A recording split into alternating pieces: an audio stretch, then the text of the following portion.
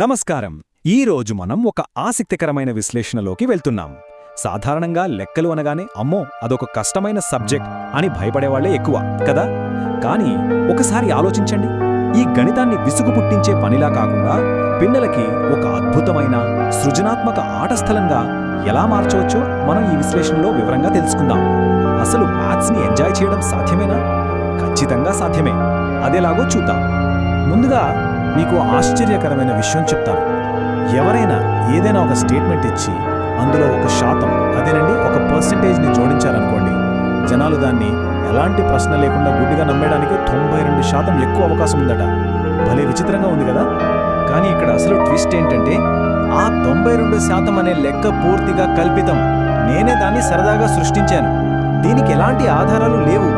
చూసారా, గణితం పట్ల మనకున్న భయం లేదా నంబర్స్ పట్ల సరైన అవగాహన లేకపోవడం వల్ల ఇలాంటి నకిలీ గణాంకాలకు లేదా మోసపూరితమైన ఆఫర్లకు మనం ఎంత సులభంగా పడిపోతామో ఇది స్పష్టంగా చూపిస్తుంది.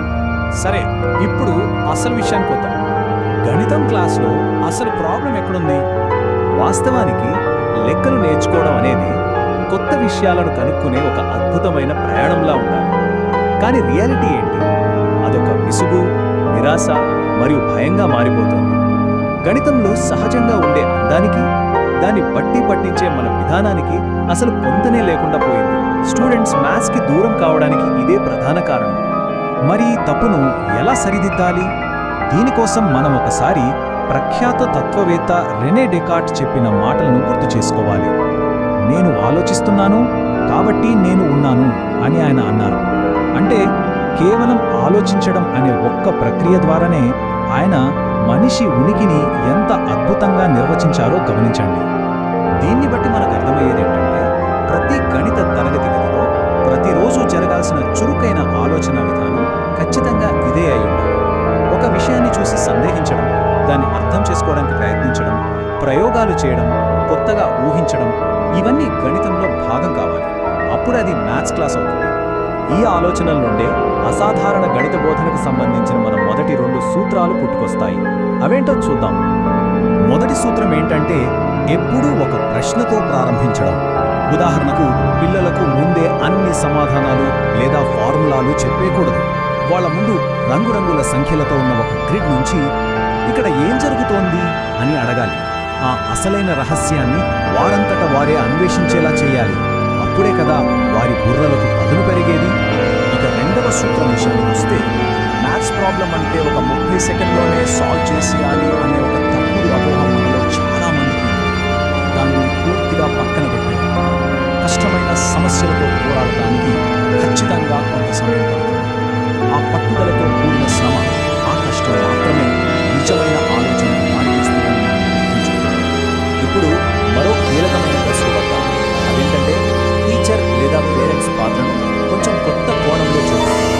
ఈ మూడవ సూత్రం తల్లిదండ్రులకు, ఉపాధ్యాయులకు ఒక భారాన్ని తగ్గిస్తుందని చెప్పాలి.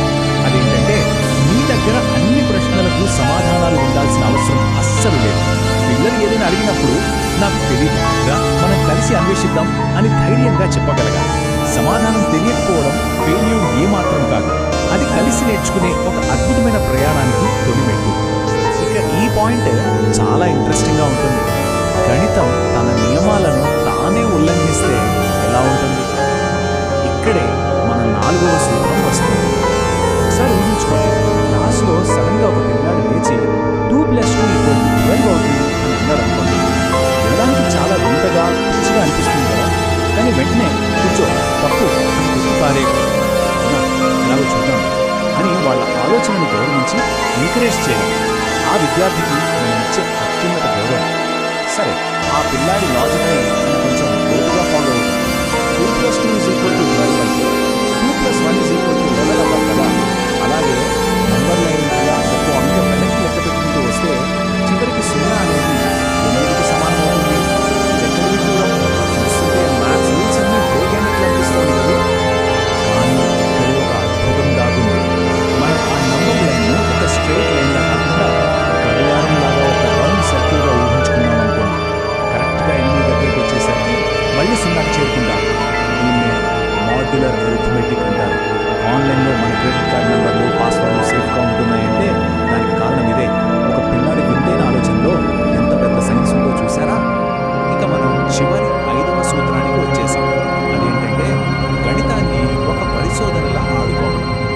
ఆల్బర్ట్ ఐన్స్టీన్ ఏమన్నారో తెలుసా?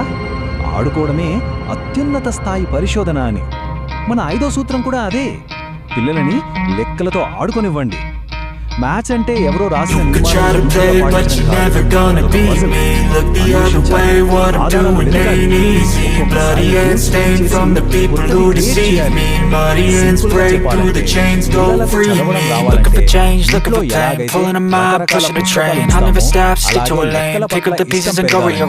వాళ్ళ చుట్టూ